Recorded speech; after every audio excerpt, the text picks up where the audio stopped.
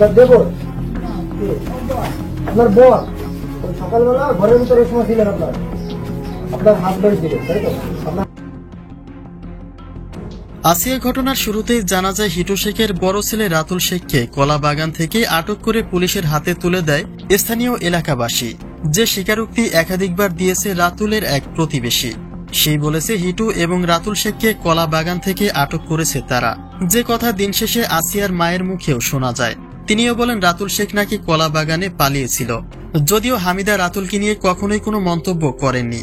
কিন্তু তবুও এসব স্বীকারোক্তির কারণেই রাতুল শেখকে গ্রেপ্তার করেছে পুলিশ।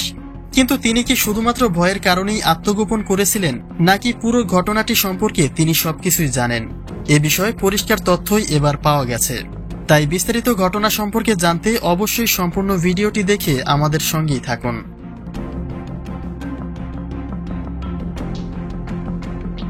আসিয়া ঘটনায় সন্দিহান অবস্থানে ছিলেন হামিদার দেবর রাতুল শেখ। তিনি আসিয়া ঘটনার সঙ্গে জড়িত কিনা সেটা নিয়েই ধোঁয়াশা ছিল জনমনে। কিন্তু হঠাৎ করে রাতুলের এক প্রতিবেশী আলভি নামের একজন ব্যক্তি নিশ্চিত করেন যে রাতুল শেখকে তারা কলাবাগান থেকে আটক করে পুলিশের হাতে তুলে দিয়েছেন, এবং সেই প্রসঙ্গে হামিদার মাও কথা বলেছেন। কিন্তু রাতুল শেখের বোন স্বীকারোক্তি দিয়েছিলেন তার দুই ভাই কখনোই পালায়নি, বরং পুলিশ হেফাজতে জিজ্ঞাসাবাদের জন্য যখন ডাক পড়ে তখন তারা খেয়ে দিয়ে নিজেরাই থানায় চলে যান। তারা বাড়ির আঙিনায় তখনই লুকিয়েছিল যখন জানতে পারে যে গ্রামবাসীরা তাদের বাড়িঘর লুটপাট করতে আসবে। তবে তার সেই কথাকেও উপেক্ষা করে সর্বশেষ স্বীকারোক্তিতে আসিয়ার মাকেও দেখা যায় কথা বলতে। তিনি অবশ্য বলেছে যে তিনি নিজে চোখে দেখেনি। কিন্তু হিটু শেখের স্ত্রী জাহেদা খাতুনের স্বীকারোক্তির একটা ভিডিও চিত্রে যেন সকল ধোঁয়াশাই পরিষ্কার হয়ে গেল।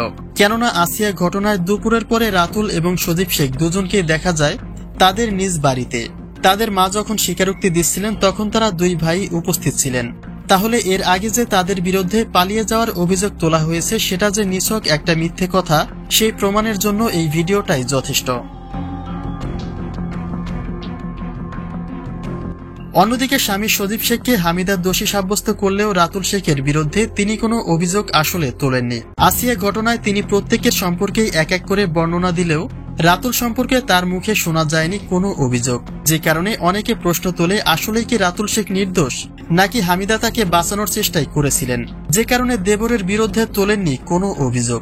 যদিও শেষ গল্পে রাতুলেরও শেষ রক্ষা হয়নি, তবে তার বিরুদ্ধে প্রতিপক্ষের শক্ত অভিযোগ যদি না থাকে তবে তিনি যে অবিলম্বে মুক্তি পেয়ে যাবেন সে কথা তো বলাই যায়।